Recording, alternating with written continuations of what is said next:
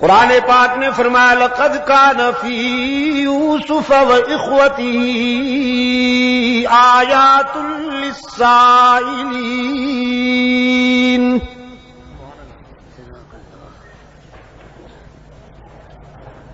زندگی کی تلخیوں سے گھبرائے ہوئے لوگوں کے لیے بہت ساری عبرتیں پنہاں ہیں اس بات میں. آئیے یوسف اور ان کے بھائیوں کے حالات و واقعات کے آئینے میں اپنا چہرہ دیکھیے. آپ بہت گھبراتے ہیں حالات کی تلخیوں سے، لیکن سوچئے اللہ کے برگزیدہ بندوں کو کن حالات سے گزرنا پڑا. لقد كان في يوسف وإخوته آيات للسائلين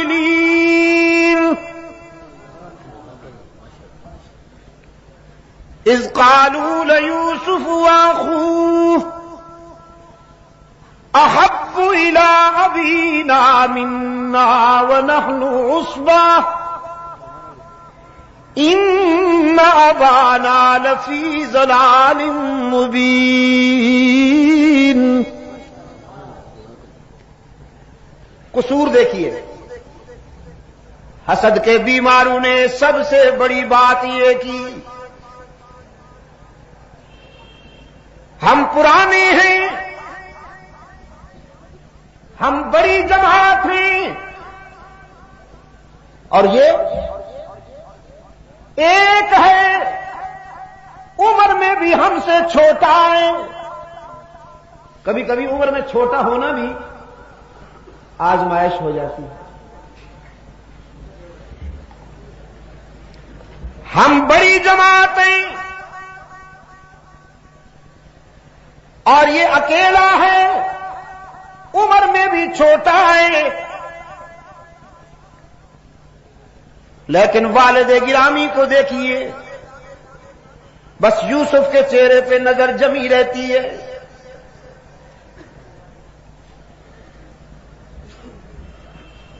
ان سے دامن بچانے کی بس ایک ہی صورت ہے کہ قتل کر دیا جائے اسے، یا دنیا کے کسی ایسے کونے میں پھینک دیا جائے کہ یعقوب یوسف کی صورت ہی نہ دیکھ پائیں.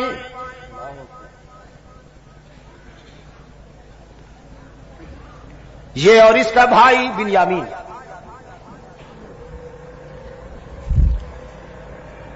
قال قائل منهم لا تقتلوا یوسف. یہ بھی قانون فطرت ہے،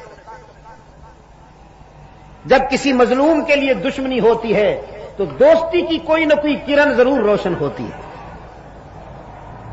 میں نے رات بھی کہا تھا، فرعون نے جب حضرت موسیٰ علیہ السلام کے بارے میں یہ ارادہ کیا کہ اسے قتل کر دیا جائے تو آسیہ ساتھ بیٹھی تھی. انہوں نے جرح کی، پرپوزل دیا کہ تمہیں غصہ آ گیا ہے ان پر، وہ تو بچہ ہے ابھی تک، اس کو پھول اور انگارے میں فرق نہیں معلوم. یہاں بھی اسی حلقے سے ایک آواز آئی، قتل کا منصوبہ تو تم نے بنا لیا، لیکن وہ ہاتھ کہاں سے لاؤ گے جو اس چاند سے چہرے پر خنجر چلائیں؟ نہیں کر پاؤ گے، یہ کام نہیں کر پاؤ گے. انسان کتنا ہی سنگ دل کیوں نہ ہو جائے، لیکن ایسے چہرے پہ خنجر کیسے چلا سکے گا؟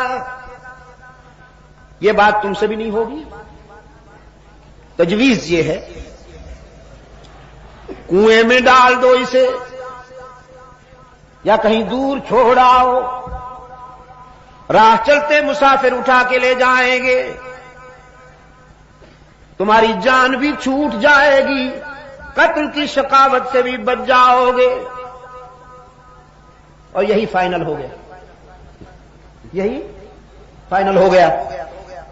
محبت کا لبادہ اوڑھ کر والد گرامی کے پاس آئے، حضرت یعقوب علیہ السلام کے پاس آئے. قالوا يا أبانا ما لك لا تأمنا على يوسف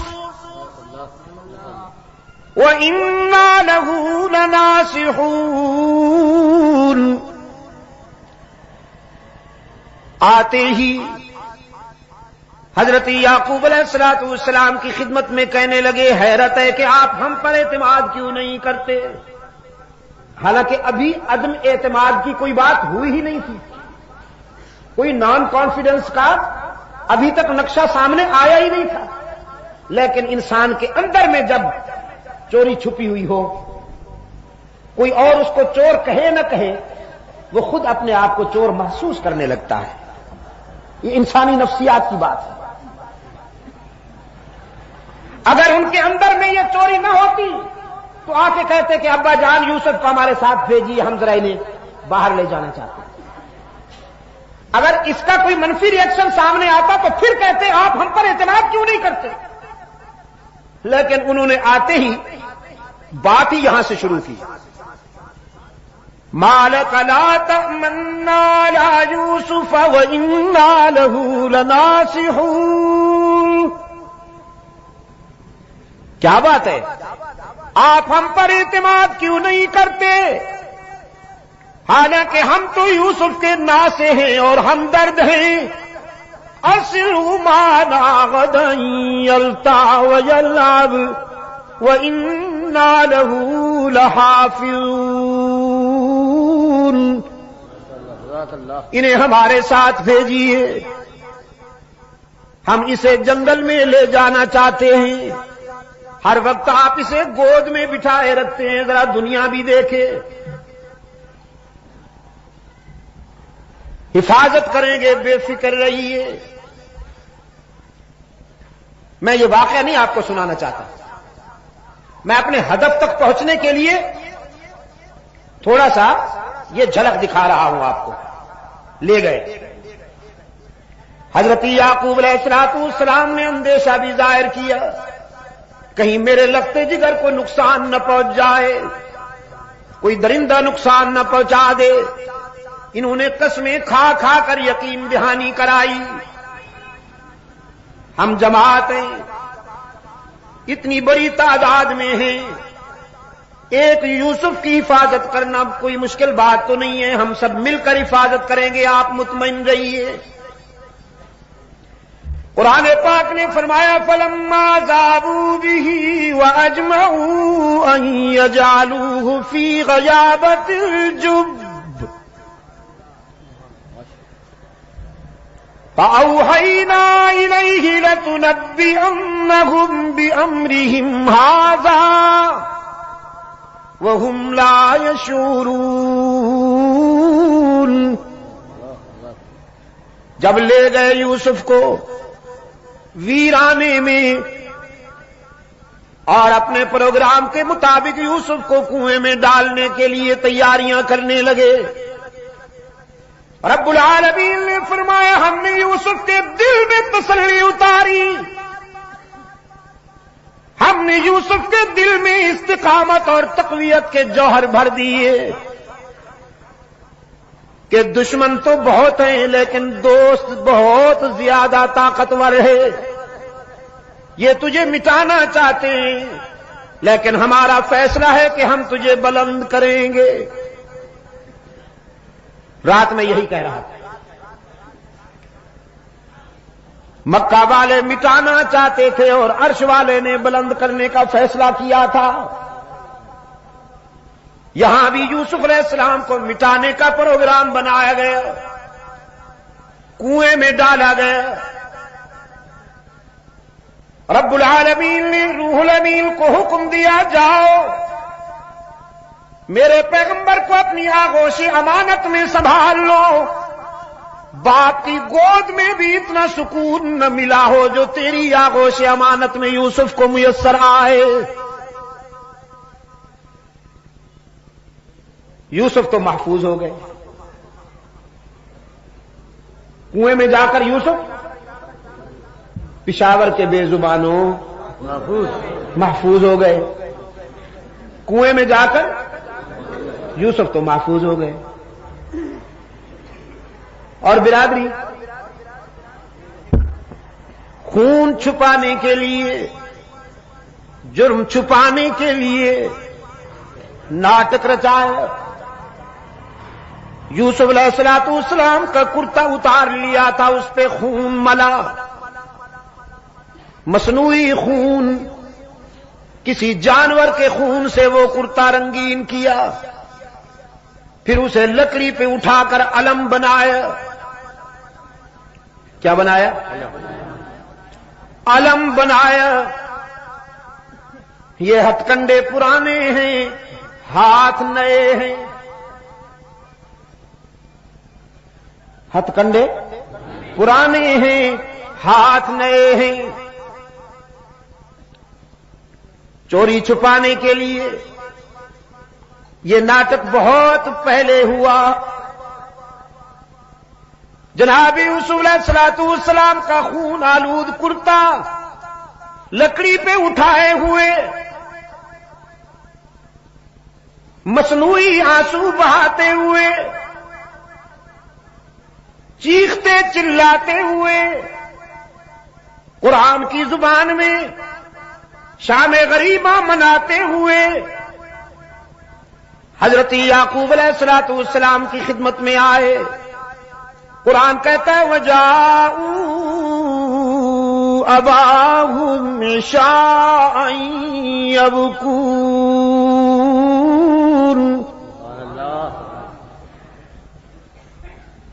روتے چلاتے ہوئے یعقوب علیہ السلام کی خدمت میں آئے۔ قالوا يا أبانا إنا ذهبنا نستبق وتركنا يوسف عند متاعنا فأكله الذئب وما أنت بمؤمن لنا ولو كنا صادقين۔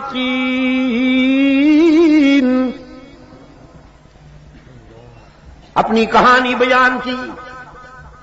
ابا جان خطرہ یہ ہے کہ آپ ہماری بات مانیں گے نہیں، حالانکہ ہم محب اور سچے لوگ ہیں، محب اور سچے لوگ ہیں۔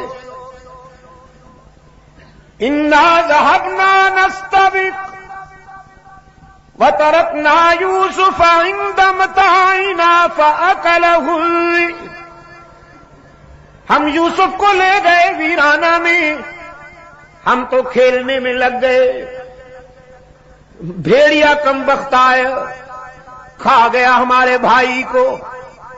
کیا کرتے ہم پتہ ہی نہیں چلا۔ قرآن کریم نے فرمایا اپنے دعوے کے ثبوت کے طور پر وہ کرتا پیش کیا حضرت یعقوب علیہ السلام کی خدمت میں۔ وَجَاءُوا عَلَىٰ قَمِيصِهِ بِدَمٍ كَذِبٍ، جناب یعقوب علیہ السلام کے سامنے جب یوسف کا کرتا پیش ہوا تو بڑے غور سے دیکھا کرتے کو، ہر جانب سے، ہر زاویے سے اسے پرکھا، فرمانے لگے کوئی پڑھا لکھا بھیڑیا تھا، قوم کا فارغ التحصیل، کوئی آیت اللہ قسم کا بھیڑیا تھا نا، میرے بیٹے کو تو کھا گیا، لیکن کرتے پہ ایک بھی دانت نہیں لگا، ناخن بھی نہیں لگا، یہ تو کسی طرف سے پھٹا ہوا ہی نہیں ہے۔ کوئی کوالیفائڈ بھیڑیا تھا، پڑھا لکھا بھیڑیا تھا، شاید اس نے پہلے کرتا اتار کے رکھ دیا ہوگا، پھر میرے بیٹے کو کھا گیا ہوگا، اس کے بعد پھر خون ملا ہوگا۔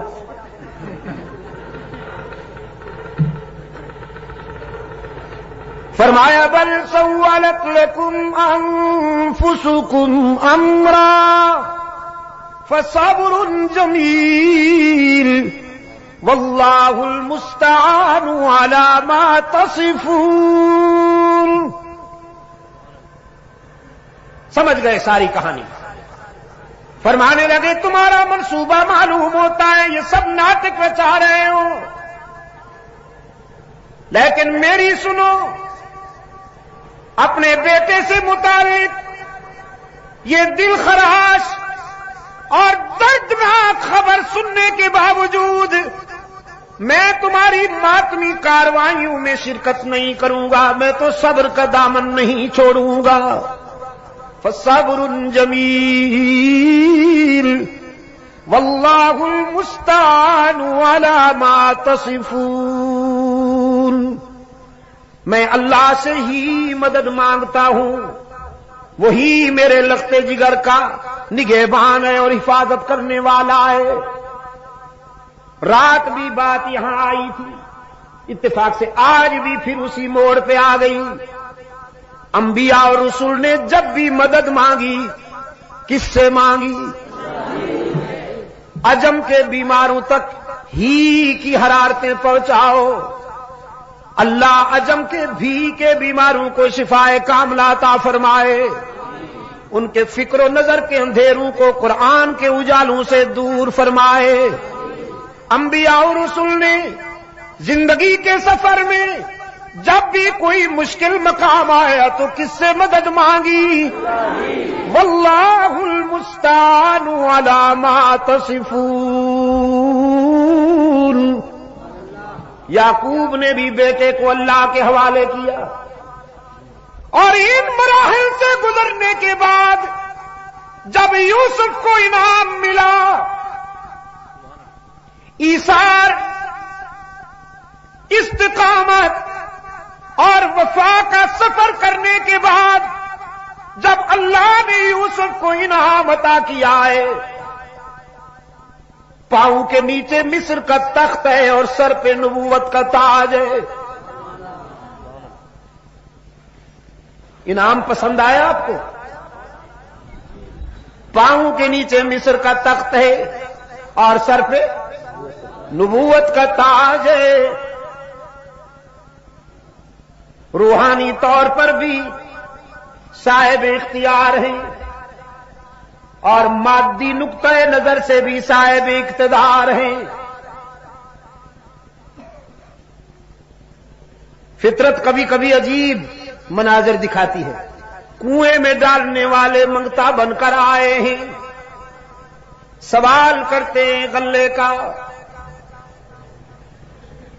جناب یوسف علیہ السلام کے سامنے اپنی حالت زار بیان کرتے ہوئے کہتے ہیں ایھا العزیز مسنا واہلنا الذل وجئنا ببضاعة مزجاة فأوف لنا الكيل وتصدق علينا ان اللہ یجزی المتصدقین۔